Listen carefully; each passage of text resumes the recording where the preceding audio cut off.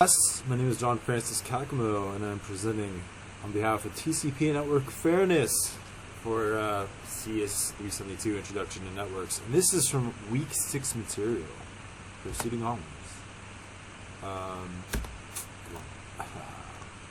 Okay, so an excerpt from the Kuros and Ross Introduction to Networks, page 324.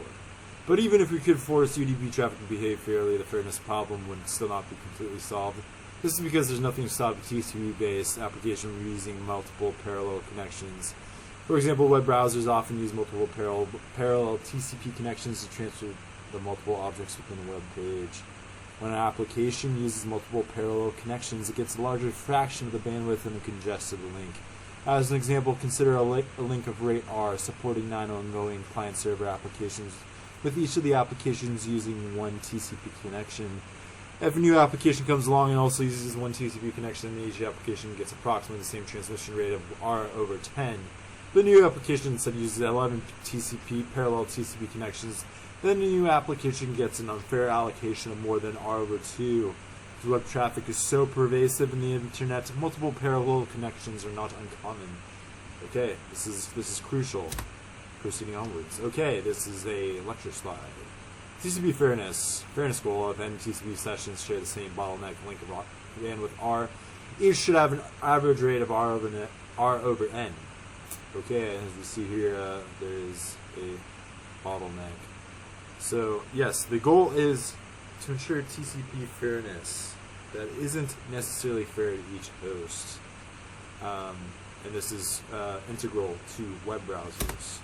And this is more or less conveying the same information with K instead of N.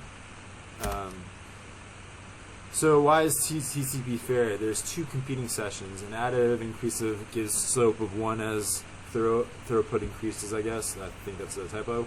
And multiplicative decreases throughput proportionally. And there's an interesting graph. Proceeding onwards. Fairness and more. Fairness and UDP. So as we know that UDP is a fire and forget protocol. So with your streaming services, so there, for example, streaming services that is, they don't use TCP and don't want to be throttled by congestion control / bottlenecking. So that's where streaming services and utilize fire and forget UDP protocol. So fairness in TCP connections, nothing prevents apps from opening parallel connections between two hosts. Web browsers do this.